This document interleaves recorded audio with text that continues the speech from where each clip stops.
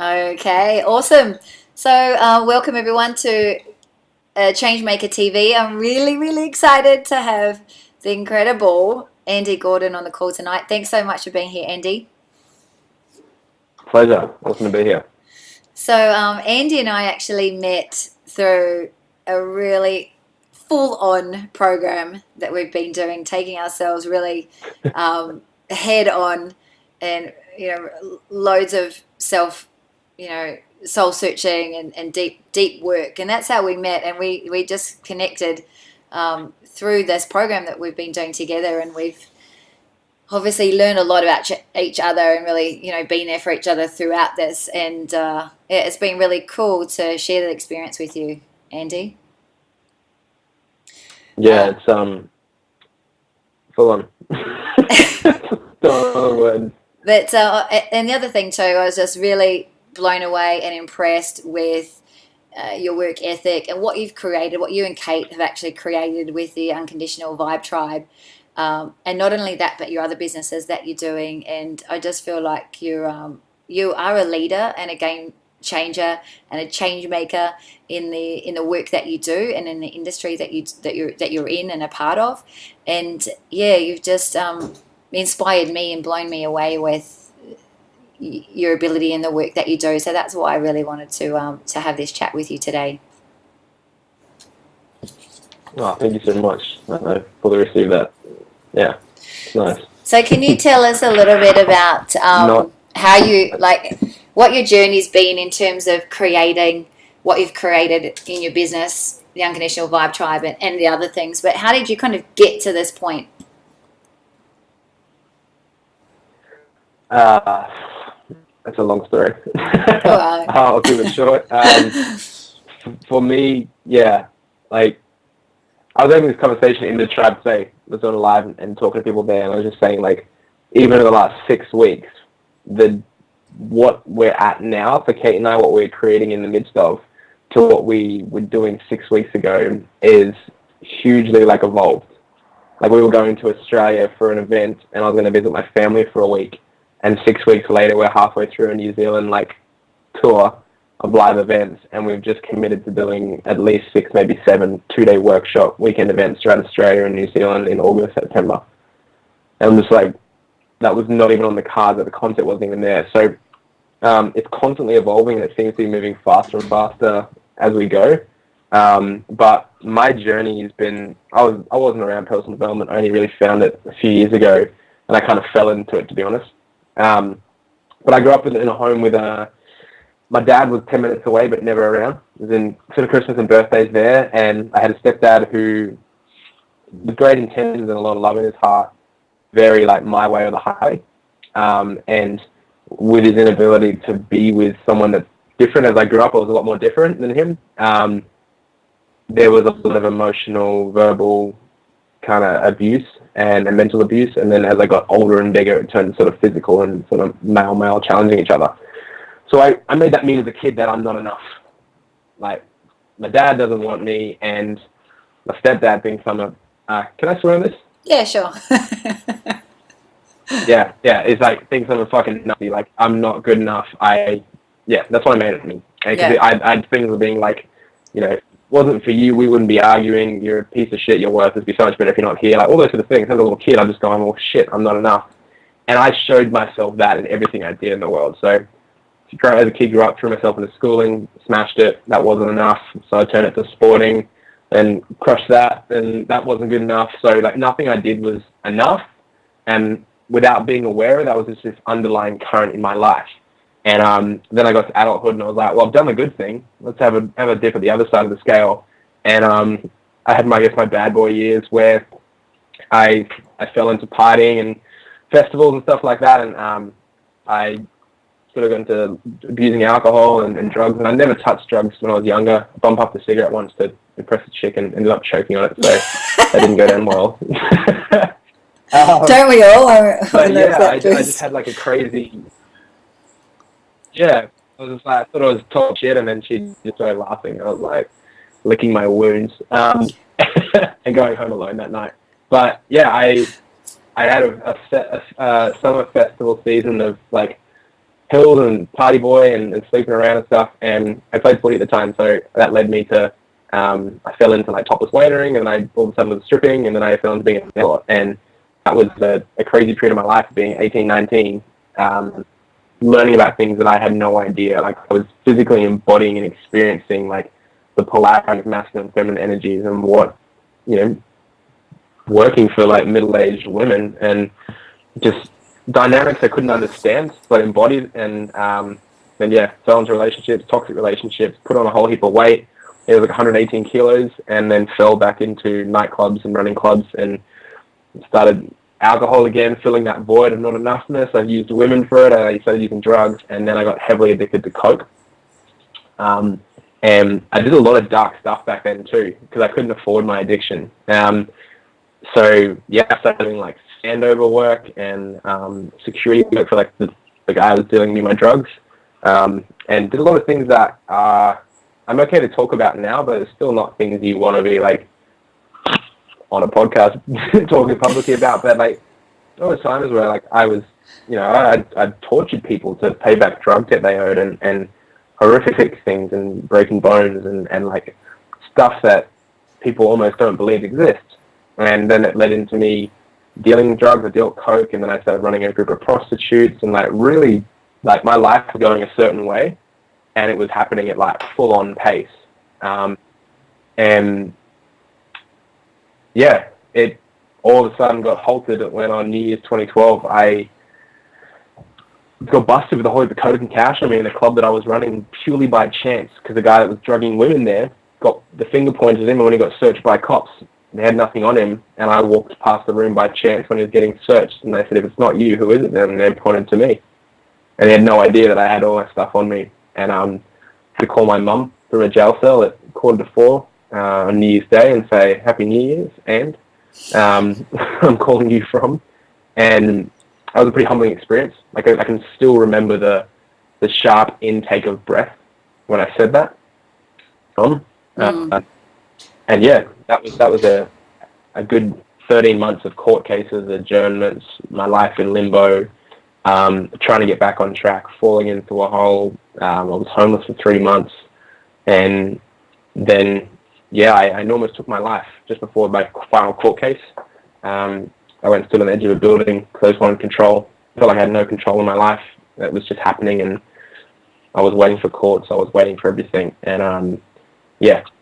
Didn't do it, obviously, but January 30, 2014 was a point in my life where probably change happened, and I was having to say goodbye to my parents, my mum and my current stepdad, outside the courtroom, and my lawyers have to say to us, say your goodbyes now, because if you get sentenced to time, they want me to do 18 months behind bars, you won't be able to touch, you just get taken straight away, and it'll be a good, like, at least a week before you can even get on the phone to each other, probably close to a month before all the processing and stuff's done for you to actually get out and see each other physically, touch. And as a mum yourself, I'm sure you can, like, you understand, like, that basic, probably most primal instinct as a parent is to protect your child when danger is present. Oh, definitely. And there was nothing she could do. And having to hold her, like I was holding her up outside the courtroom, holding her in my arms, feeling her, like, sobbing, and not even holding herself up, and like feeling the waves of like failure and hopelessness and like regret and all this stuff in her, and seeing my stepdad like crying behind her, and knowing that like my actions had that effect. I got a real as-lived experience of like the power of our actions, not in the way that I wanted to see them, that ripple effect. And it rippled through my family, where some of my sisters didn't know, but one uncle and one auntie knew, giving me a character reference. My grandparents didn't know, like, just living inside this who knows, who doesn't know, like, kind of bubble. And I remember saying to myself, when I walked into that room, I said, in my head, I had no idea about personal development, didn't even know Tony Robbins or anyone exists like that. You know, the guy who's not your guru, but the guru. I just said, I will spend regardless of what happens in there, I will spend the rest of my life proving that your past means fuck all to what you create in the future. It just explains why I'm here today. And yeah, rest is history. Went there, got 18 months parole, didn't do time, couldn't leave the state or country without permission, doing weekly drug tests, all that sort of stuff, and fell into network marketing. Personal development was attached to that. Replaced coke addiction with personal development.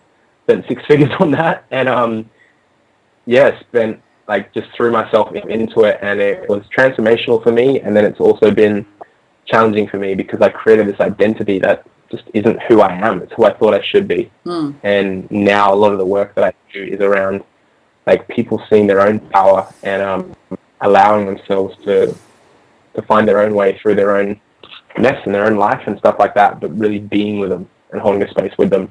And it's been a crazy ride. I think that's the short version, which is still really long. Yeah, that's full on. I mean, that's intense. But I mean, the reality is, we've all been through our shit and our horrible, crappy past, and it's all unique and different in its own way, right? But and I think it's quite common. There's a lot of people out there that have got these dark backgrounds. Not everyone, obviously, but being able to speak about it and be open and real and honest about it. I mean, that's huge. That's requires such a power and strength. Has it been through the Accelerate program that's been able you to really go there and share that part of you, or were you able to do that before this? Yeah, I definitely started beforehand, but Accelerate allowed me to go to places that I didn't really know existed. So I had the beautiful experience with someone Katie McDonald. We connected through a mutual friend. She just said, "Hey, you're spitting that same stuff on social media. You guys should connect." And we just started talking and so on. And then it led to she drove up to Brisbane to see me and did a full breakthrough session with me with NLP at the time. Totally throwing back for free, just wanted to help and love on me. Yeah. And I had someone that I talked about this literally today with her in the tribe. I was like, it wasn't NLP or these modalities like that happened for me. I had, for the first time in my life, met someone who just fucking loved me for the sake of loving me, opened up herself and shared herself with me and bared all, and created a space that it was okay to do that. And yeah, Katie's got so much love, doesn't she? It flows through her. Yeah. And she's my soul sister. Her little boy's my godson. So amazing. we're close as. And it was that experience of having that. I was like, man, that is fucking powerful. But I didn't realize it until years later. And then now that's a lot of what I do. I've realized if I'm going to create change in my life and anyone else's from there, I have to go first. So I don't even go by the title of coach or guide or mentor or healer. I've done stints at all of them and just been doesn't really feel right. And someone asked me the other day, said, "What do you do?" And I was like, "I'm a space creator." He's like, "What the fuck is that? You creating planets?" So I was like, "No, I just walk around just doing this." But really, I just literally create, facilitate, and hold spaces with people so that they get to see themselves and they get to show up. And by me going first and sharing that, it allows a space for it. So it's something I kind of again, fell into. But yeah, Accelerate for me has been going to places that I just wouldn't go myself. Yeah. I pretended not to know them, or just flat out didn't know them and didn't go there. And yeah, to be honest, 2 months ago, I was suicidal for a few days. I just wanted out. It was so painful. It was so dark. I didn't know where I could get out, and I just wanted out. And I didn't know if I wanted to be a space creator or a coach or anything anymore. I didn't know if I wanted to be in a relationship anymore. I didn't know if I wanted to live in Bali anymore. I was just in this hole, and then all of a sudden, I thought I couldn't take it anymore. It opened up. So yeah. Yeah. So it opened up more for me. Yeah, and that's incredible. And it's taken doing the work on yourself for this to open up. I think one of the things that you said, you felt like you had this identity that you had to live up to, right? Or perhaps, and I think a lot of people out there are thinking the same thing. I just had a call with one of my clients, and we're doing visioning and really getting deep into what is her calling, what is she here for. And she's trained in law, and she's feeling, though, because that's her education, that she should utilize that, you know, and that's part of who she needs to be, and her father's, you know, what her programming has been, is that you kind of do that, you know, you follow one job in your life and then you just stick with that, and you finish with that, right? But as you have discovered in your own journey, that what you're doing now wasn't what you were doing way back then, and it's through the growth and through the work and actually committing to doing the self-work and the exploration and going through the pain that's actually opened up so much possibility and opportunity for you. Yeah, well, I literally started in nursing out of school. So I've done nursing, dog and rigger, working in the ports and cranes and stuff. I've created programs for state government, flown around the country, or the state training staff for that. I've, you know, human services, of disability care work, like sales, real estate. Like, I've done a lot of everything, and everything has always led to like a little bit more, something else. And it's been this like seeking something. I've been seeking like what's right for me, and all of this was before entrepreneurship. And that's what I was seeking, is like the freedom in a role that I never found. But yeah, now it's like, what I've found is it's less about what I need to do to get what I want, and more about what can I hold. And so clearing space in my own identity, and clearing space for me and what matters most to me in my relationships and the people around me. And Kate, that's a fucking huge mirror consistently throughout like life. And, you know, I think Monday's like 10 months of being together, you know, like we're still babies in a relationship. Totally. But we brought our business together within a couple of months of being together. And like, we started a business together before we were living together. Like, we were still doing long distance, and we merged our business. So everything with us has just seemed to happen at like light speed. And it feels like I'm in a relationship that I've been in for like 5 years. Like, well, I think you've probably been through more together than what most people would have in 5 years, right? With what you've taken on. Yeah, we talked about it today. We're like, man, it's been this willingness to just go at it again and again and again. And the thing that we're not doing great is really taking time off, really rewarding us, really acknowledging ourselves, what we're doing. And, you know, the relationship being too much business and not enough about relationship. Yeah. And that's kept coming up at the moment, being like, I got together with you. I didn't get like form a business partnership and fall in love with you. Like, that came next, and making time for it. But yeah, everything has been this constant evolution, and now change for me and is not a like, holy fuck, no, please no, like bury my head in the sand, pretend it's not there, to like, where can I grow more? Like, where can I innovate in a healthy way? Not like, for me, my journey's been like, this is not enough, I need to do more. This is not enough, I need to do more, and trying to kill off what's come before. And like, that level of like living fucking sucks, and it hurts. And it took me 20 years before a breakdown to then be like, I don't want to do that anymore. So my change and my growth comes from like desire and like a thirst for something bigger than myself, and creating impact now. So yeah, change is good. It's being able to shift out of that identity and shift to who I am. It feels like it comes from a much more genuine place now. Yeah, that's awesome. So now, you know, with the relationship, you and Kate have the relationship, you're working together, you know, you're working on yourself. One of the big things that I get asked is around that whole thing, like striking the balance. How do you manage with that? You know, I guess you're identifying there's areas that perhaps fall down. Is it by identifying those areas where we're not acknowledging, and now let's spend time to do that? Like, how do you work, you know, in your own life around that, creating the balance? Oh, constantly. Like, at the moment, I'm failing miserably. Like, I'm the worst person to talk to about that. Like, in all keeping honesty, it real. Kate and I had a conversation today. Yeah, Kate and I had a conversation today where, like, because we were arguing this morning, and like, it's just, for me, it's being willing to, like, I know with absolute certainty that we'll go through anything and everything together. Yeah. And like, that's my twin flame, my life partner there. And I also know that if I treat her like shit, she'll leave me because she won't stand for that. Yeah. So it's like the knowingness that I've got someone in my corner the whole way with me, and that level of trust that I can't put into words, but also knowing that it's someone that pulls me to be more for her and for me.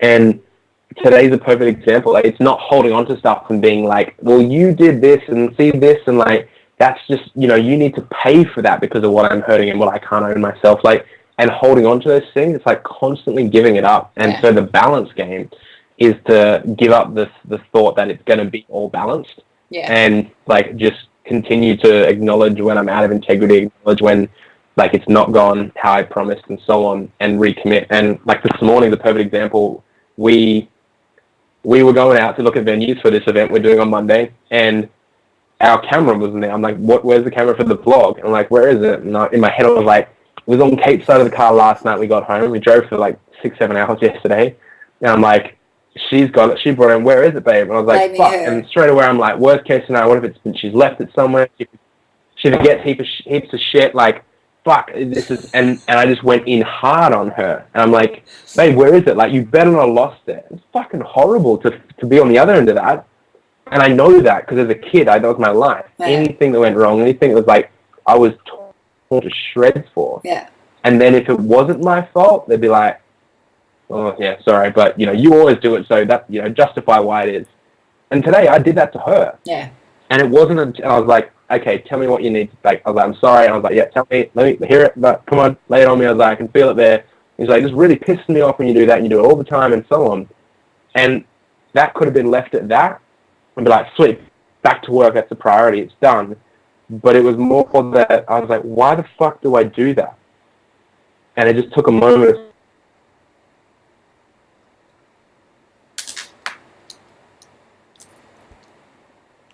As soon as something goes wrong, I'm unconsciously already operating into that space. So if I can sit there and be like, fuck, it's her, or it's them, or it's because of this, and just drive all attention and focus at it, I'm okay. I'm not wrong. I'm right. I'm enough. It's not my fault. It's all good. And I took that level of that, and it's like giving that up, and both of us giving it up. She can hang on to it. I could not. I could hang on to it and not speak it to her and be like, all right, babe, I've got to tell you. And like, it's like tar coming out of my mouth. I didn't want to give it up, because as soon as it's given up, then like next time I do it, she's going to be like, you're doing your thing. I'm going to be like, fuck, I'm not fucking doing it. I don't want to fucking hear it. It's fucking different this time. It's fucking you. And then I'll be like, babe, I'm sorry. So it's that level of accountability and just constantly giving it up and just committing to something bigger, something that we want, like, that matters more to us. Yeah, totally. I get that, and I can relate totally. Like, I posted about it yesterday, about just, you know, taking 100% responsibility, being at cause. It's so easy to just throw the blame on somebody else and, you know, not take any accountability. But and I think, like you said, it's a daily, you know, do we ever master it? Can we ever achieve, you know, total balance? Is that something that's completely unrealistic? You know, maybe it is, right? Yeah. Oh, can I add one thing to it? For me, it's values is a big thing. Values is like knowing my values. And then assessing, like, am I actionably living into them? So for me, it's like, bang, me first, because it's everything radiates from me and Kate, me and the business, and then family and friends and stuff. And it might be like, oh shit, why isn't your family for your business? But it just is that way at the moment, because until it's creating huge affluence, I'm like, that's just my values, the way they're set out, and that's the way I know that I live into them. And when I'm not doing that, it shows up in my life, and then I can either pretend to ignore it, but it's just, nothing changes if I don't. So values has been huge with me, and understanding them and living into them. And if I notice all of a sudden I've been not doing it for too long, it's like, put everything on hold, stop, I'm taking a morning for me, and then babe, date night tomorrow night. Like, just, let's take a day. Like, everything can wait. We're all human. Like, nothing is more serious than that. Nothing matters more to me than me and you. And that's it. So good. That's a big part too. Is like the balance game is having values and living to it. Yeah, definitely. So then through all of this, like, when you know, even when you're going through the crappy moments and the challenges, is it where does your inspiration come from? You do calls with your team every day or every other day. So where do you get your inspiration from to bring and deliver for them as well, and to hold that space? Yeah. Honestly, 2 months ago, I would have given you some bullshit story and excuse of how it's me and or something like that. But like, honestly, it's feeling the impact of on other, like feeling other people, and the impact when I do or don't show up, or I do or don't do these things. Like seeing it in Kate's eyes, like seeing it in other people, seeing it in my tribe, in etc. With you guys, like it was times I wasn't showing up and these things and supporting some and not supporting, all of that, like genuinely feeling the impact inspires me so much more, because I've done all the personal development. It's like it's all me, reflect yourself in, like if it's in you, it's in me too, and self and investigation and like all of that. But then closed, like I started from this point of closed off to me. I was like, everything below the head was just like numb, like not feeling shit. It was all intellectual, everything. A safety mechanism. Yeah. Now I've opened that up, but there's still a gate of like, there's a shut off from everything else.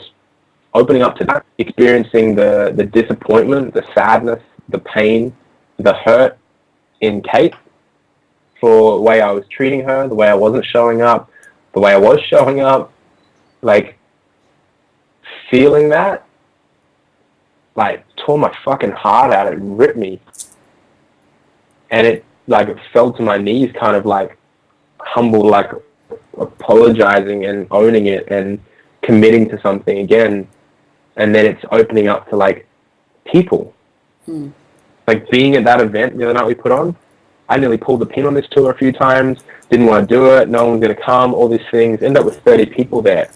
But being in that room, there was a period of about 10 minutes where I was sitting on stage and I just fucking let go of the wheel, and people were just talking amongst themselves on a topic, and it's like a bigger issue, and everyone's opinions and growing and creating something. I was like, that inspires the shit out of me when I see so many people come into a room with the walls up, like working it all out, wrapped up in their own world of how it's working for them. Yeah. Coming to an event that's all about creating life on your terms and all about you, and then seeing the impact when it's created something more, that inspires me. So when I don't feel like showing up, I think about the impact of that. And then when I do, I think about the impact of that. Yeah. And kind of cross-reference that with my values. So if the impact of me showing up is, or not showing up is pretty shit, but I really need time for me, that comes first again. Like I just take it with it and I commit and I communicate and go again. And then I'm constantly not doing that shit too. It's total hypocrisy. Oh, it's a constant work on, right? So then what's been your biggest challenge? I mean, you know, you've had a lot, but in terms of being a change maker, what's been your biggest challenge?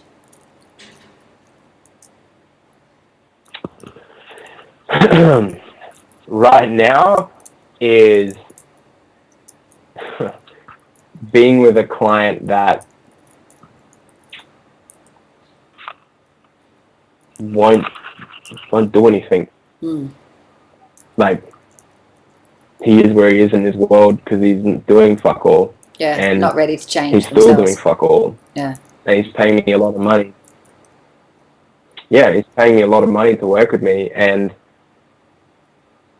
I so badly want for him what he wants.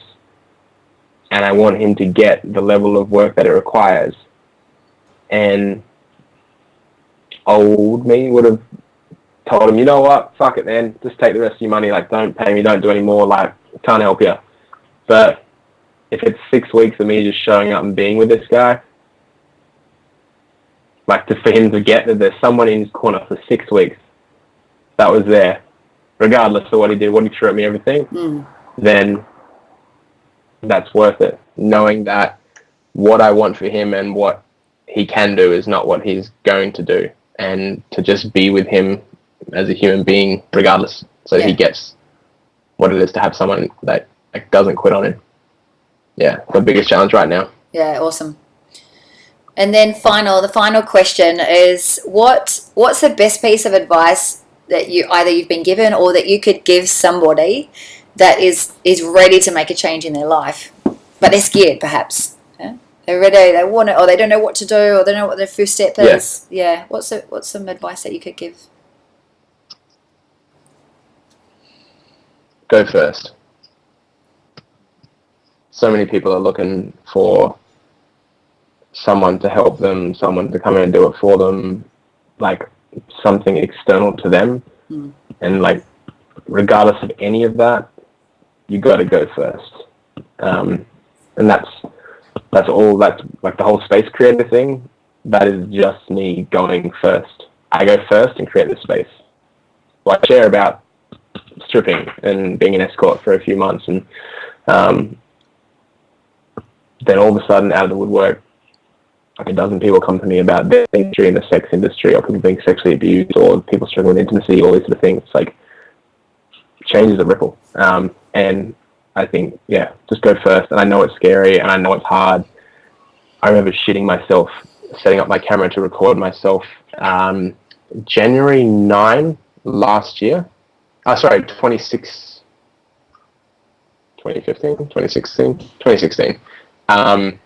To record my story before I went to Bali for a speaker's retreat for the first time publicly. I talked about nearly committing suicide and those things, like shitting myself and sweating and everything. But me going first created a monumental ripple and change in my life that I'm talking about today. So just go first. Just trust and go first, and have the right people around you. Yeah, awesome. That's great advice, and I think that's the key, right? It's just doing it, taking action, and being the creator of your life, the way you want to, see it happen, and the way you want it to unfold. Because you're right, no one's going to do it for you. Yeah. Take action and stop trying to think you can do it alone. Yeah. You can't do it alone. So have the right people around you, the right kind of great support. There's support and there's great support. There's people telling you how you should do it and what you need to do. And there's people that are there with you, listening for you, and just gently, lovingly guiding you back to you. Take action and have support. Just allow people in. You can't do it alone. Yeah, totally. We're relational beings. Yeah. And we know that also well, working with our own coach, obviously working with mentors, people, even what we do now, we wouldn't be where we are today without the support of those people around us, right? Yeah, can I add one thing to that with it too? This has been for anyone listening that's like a coach or a service-based professional and has clients or people that they work with. The advice that we got from Hanari around allowing those in our life that we support us, right? Allowing them in, been monumental change in my life, because I've got personal coaches, group coaching, like all these spaces that support me in different areas of my life. And then I run a space that is support and creative-based and tribe and one-to-one coaching. And I share my vulnerabilities of what I'm going through in my life in that space, in those spaces, but I don't genuinely allow anyone in to provide to me in that space. And I think there's such a dynamic as a coach or a service-based professional where you have to give value, you have to be there for them, you have to have all your stuff, if your life's a fucking mess before you get on the call being like, oh, all right, prepare, just put the face on, get there and be there. And I just started being like, this is what I'm going through, man, it's fucking tough and it sucks. And they just started sharing me, and I'm like, yeah, and allowing them in. And it changed the game. Like, you don't have to be anything other than who you are. So when you're like supporting others as well as being supported, allow those that you're supporting to support you when they want to. Yeah, awesome. It makes a fucking huge difference. That's huge. Yeah. And so thank you so much, Andy, for your time and your honesty and realness. I love that about you as well. And that's something that obviously we've been working through together. And tell us how we can get in touch with you, or how anyone out there, if they're resonating with you, can get in touch with you. Yeah, pleasure. Firstly, thank you for having me on here. I know it's early days for this too, so I fully get that. I'm starting my own at the moment and exploring it. So thank you for having me on. And I just want to honor you for like what I've gotten to see sort of behind the scenes for you and how life's occurring for you, and what you're willing to go through to create what matters most to you, and your care and support for people. I think, yeah, your commitment is second to none to people, and I just want to honor and acknowledge you, because I feel like sometimes the more we grow things, the less acknowledged we get. And I just want to say that I see you, and I love you, and I appreciate you for what you're doing and your commitment to people. Thank you. Thank you. For doing this and everything you do. Yeah. Yeah. And just get in touch with me. Pretty much at I am Andy Gordon. At anything like YouTube and Facebook and Insta are at I am Andy Gordon. YouTube is Andy Gordon. I am Andy Gordon for some reason. And then if you want to find out about the tribe, you just head to unconditionalvibetribe.com. Awesome. Go and check him out. He's awesome. He's a gun. Him and Kate are just beautiful people, and love you both. And thanks again. Have an awesome night, and all the best with the tour, the rest of your tour there in New Zealand, and making a difference to lots of people, I'm sure. Awesome. Lots of love, yeah. Thanks so much. Thanks, bro. Bye-bye.